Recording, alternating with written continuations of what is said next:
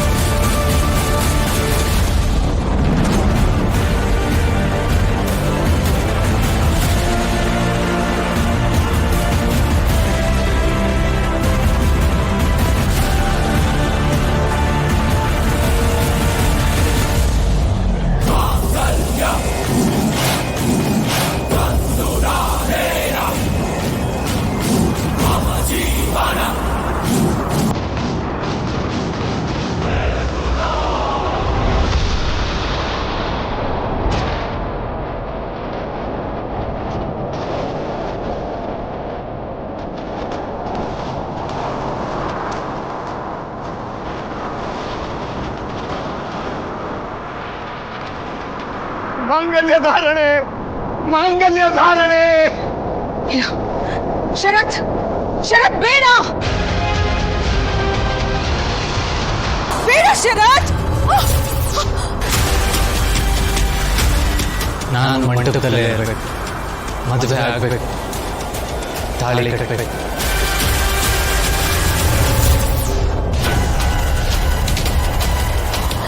ಶರತ್ ಮಾಂಗಲ್ಯಂ ತಂತು ನಾನೇನ ಮಮ ಜೀವನ ಹೇತುನಾ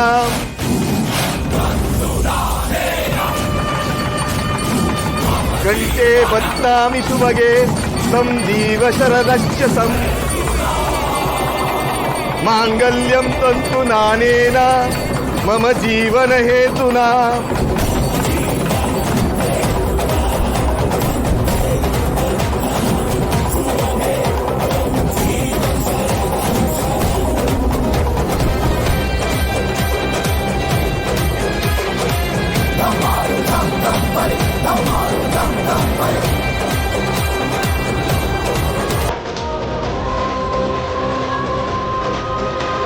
ಶರತ್ ಏನ್ ಮಾಡ್ತಿದ್ದೀರಾ?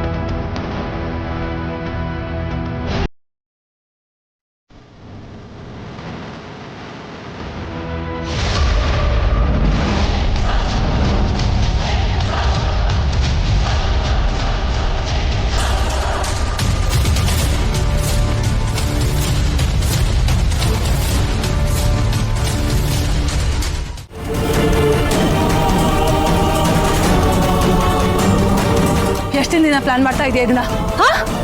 ದಯವಿಟ್ಟು ನನಗೆ ನಂಬಿ ಭಯ. ನಿನ್ ಫೇಕ್ ಸ್ಟೋರಿನ ಇಲ್ಲಿ ನಂಬೋದಕ್ಕೆ ಯಾರು ರೆಡಿ ಇಲ್ಲ ದುರ್ಗಾ.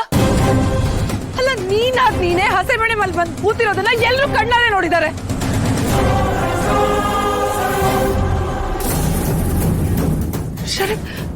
ಶರತ್ ನೀವೂನು how could you do this ಶರತ್?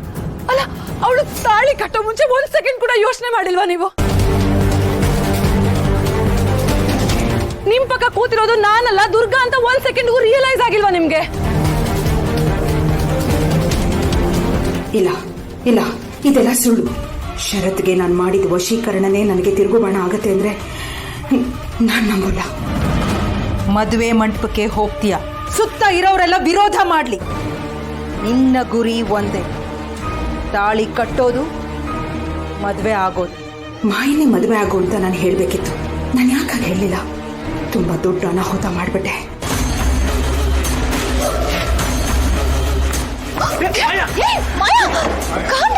ಏನ್ ಮಾಡ್ತಿದ್ಯಾ ನೀನು?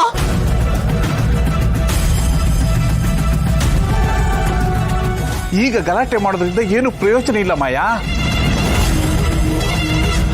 ಲೇತಮ್ಮು, ಸೈಡ್ಗೆ ಬಾರೆ, ಪ್ರಾಣ ಎಲ್ಲದಕ್ಕಿಂತ ಹೆಚ್ಚು ಮುಖ್ಯ. ನಾನು ಮದ್ವೆ ಹುಡುಗಿ, ಇವತ್ತು ನನ್ ಮದ್ವೆ ಆಗ್ಬೇಕಾಗಿತ್ತು.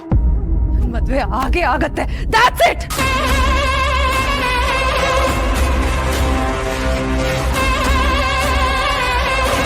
ದುರ್ಗಾ, ಒಳ್ಳೆ ಮಾತಲ್ಲಿ ಹೇಳ್ತಾ ಇದ್ದೀನಿ, ಈ ತಾಳಿನ ಈಗ್ಲೇ ಈ ಕ್ಷಣನೇ ಬಿಚ್ಕೊಡು.